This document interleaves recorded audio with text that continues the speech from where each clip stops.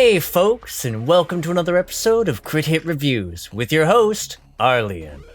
On today's episode, I'll be talking about Project Moon Studios' monster management simulator, Lobotomy Corporation, a title which I've been directed to by Sasha of the Crit Hit Cauldron.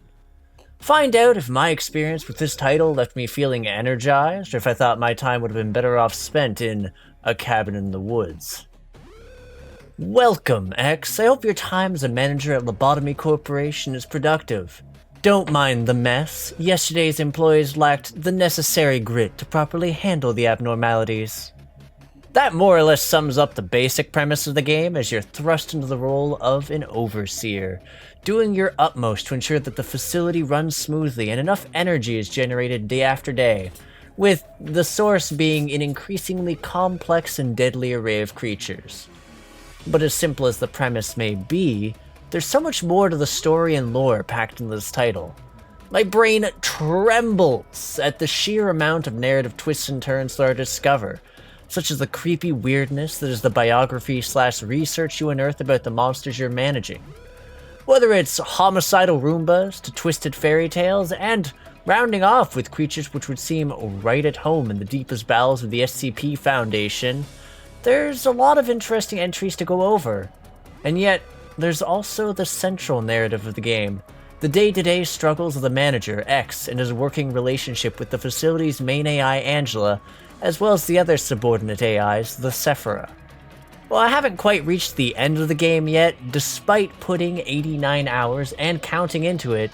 Those nuggets of narrative have served as an immense incentive for me to press forward, even as things become increasingly difficult and complex. Finding out more about Lobotomy Corporation, the individuals behind it, and the AI who runs it provides a lot of interesting story elements, as well as the most outright horrific revelations. Not that all the horrific revelations are limited to story beats. See, the premise of the gameplay has you manually overlooking a gradually accumulating number of containment units, each one containing a potentially volatile aberration. To finish the days, and thus advance the story, you need to gather an equally increasing amount of energy by interacting with those unstable abnormalities. The thing is, those interactions will be done blindly at first. So you won't have information about how to handle the creature, which type of activities will produce the best results, or even basic information like its name and its defenses should one decide to run rampant. Which is a large part of where the horror aspect of the game really starts to shine. Trial and error rests at the heart of the game, and some of the creatures and tools you acquire are unforgivingly brutal, promising death to a player that interacts with them carelessly or who lacks the capacity to contain them. Though there are also a few critters that are far more brutal than the norm when interacting with more experienced staff members. There's nothing quite like poking at, say, a singing machine, which has been blissfully easy to handle, if only for it to take an interest in an employee now that they're a high level, and convince them that now's a good time to hop into its mechanical guts and become part-timer puree. Mind you, you can choose to ignore an abnormality when you acquire one that's problematic in your facility.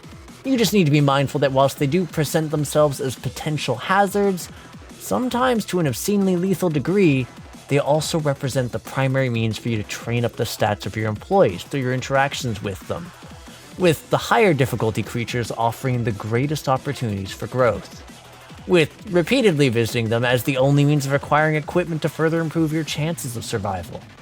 I mean, sure, you can use some of your precious lobotomy points you acquire at the end of every successful day to empower an employee's stats, but that's costly and may hinder you from buying future employees if you're not careful. That, and the game is more than happy to force you to interact with those abnormalities. Not by literally compelling you. Well, mostly. For example, there is a mind-controlling tree that likes to act up, and a jackass train that needs some heavy monitoring. No, the way it drives you to interact with these things you'd rather avoid is through the clip-off meltdown mechanic, which kicks in whenever you fill up the gauge in the top left. When a meltdown goes off, a number of cells begin to flash, growing as you gain more cells and get further in the day. And should you neglect them until the timer runs out, you'll not only lose some of the energy you've gained for this day, the contents of that cell will also proceed to run amok. That's not the only disastrous episodes you'll need to face either. See, the game also has an alternative to a meltdown going off, which it dubs an ordeal. Whilst these come in a variety of color-coded flavors, they can be troublesome events for an unprepared or undergeared manager, ranging from releasing murderous or hungry parasites throughout your facility, to mischievous clowns who will set abnormalities free in your facility if you ignore them. They also have a bad tendency of murdering your clerks, who are basically much weaker versions of your employees. Which wouldn't normally be too bad, other than it reducing the passive bonus your various departments give you. But there's also a fairly large number of abnormalities which happen to be very keen on joining those kind of parties when the death count gets high, and which are perfectly capable of turning a bad situation into an outright awful one. And what's hilarious is that the game even forces you to intentionally cause some of these awful situations. See, as you proceed through the game, you'll be given optional story missions from the various Sephiras, which range from simple events like going through a day without anyone dying, to intentionally releasing murderous monsters throughout your facility and then beating them down, or deliberately dragging things out and tackling on the absolute hardest ordeals the game has to offer. That said, it does manage to dangle a pretty appealing carrot to players who undergo these trials, as each one cleared provides some research, which unlocks permanent passive bonuses to your facility and employees that carries over to future playthroughs. It also happens to pave the way for the game's story-related boss fights. I really can't say too much about these without spoiling way too much, but it's suffice to say that the core suppression segments in Lobotomy Corporation are some of the most challenging bits of gameplay it has to offer, and play out in a dramatically different manner from each other. Each one brings out rather dynamic changes to the way the game is played, and tests the player's adaptability and knowledge of their facilities, and also their patience, since some of them are complete bastards. That said, as much as the game can be utterly ruthless, there is a silver lining. Not only can you retry days, you can also loop back in time, either to designated checkpoint levels or back to the very first level. In either of these cases, you get to keep all the information you've researched about the various abnormalities, which in turn enables you to make more informed decisions when populating a facility. But, as mentioned prior, you get to keep the research you've unlocked, and especially the equipment you've unlocked. You don't get to keep your employees, sure, but the ones you do keep will likely have a much easier time dominating the early game with both that research and those armaments at their disposal, making a second, third, or even fourth playthrough a lot easier, which may help given that there's multiple endings. Moving on, holy freaking hell. The music is friggin' amazing in this game. Like, there's something absolutely stunning about the various tracks which accompany both the story sequences which occur throughout the day, as well as the actual gameplay. More than once I found myself growing more tense because it had been ingrained in me that certain themes meant things had caught fire. And yet it also made the process of overcoming these trials a lot more satisfying. I also say that the fact that the various creatures have their own sound effects is a really neat touch, even if a bunch of them are absolute nightmare fuel.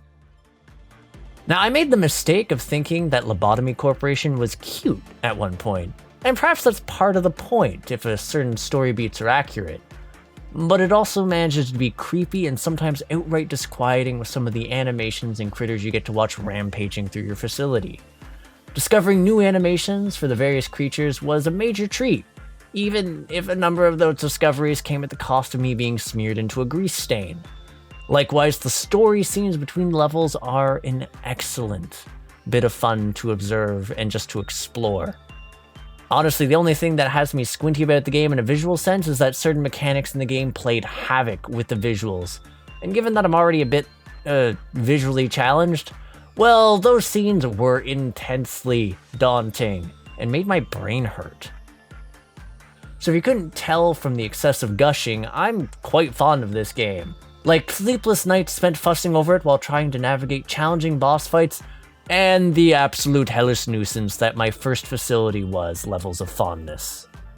Despite, and perhaps because of the fact that my first facility was an absolute pain-in-the-ass death trap with abnormalities that I very consistently need to stay on top of and monitor lest they bring ruin and devastation constantly in a horrible domino effect of blood, misery, and madness, I found myself enthralled and pulled deeper into the weird and deadly charm that this game brought to the table. I mean, I'm not complaining about my current base arrangement and how relaxing it is compared to its predecessor. Sure, it's probably training me to become complacent, but it's really nice to be able to read something without the game being paused and not have to worry about a mass character death message filling the bottom left corner of my screen. And honestly, I'm grateful for that, because getting to read all the story bits in peace, both in the facility and at the end of the day, is something that I've found incredibly enticing about the game. Sure, there's a few areas where it's clear the localization is slightly askew, and yet, by and large, it's a lovely experience, and it's with absolute pleasure that I can declare this game a critical hit in my book. Also, that goddamn soundtrack is amazing, even if some of the best pieces in it do essentially serve as heralds to varying degrees of disaster.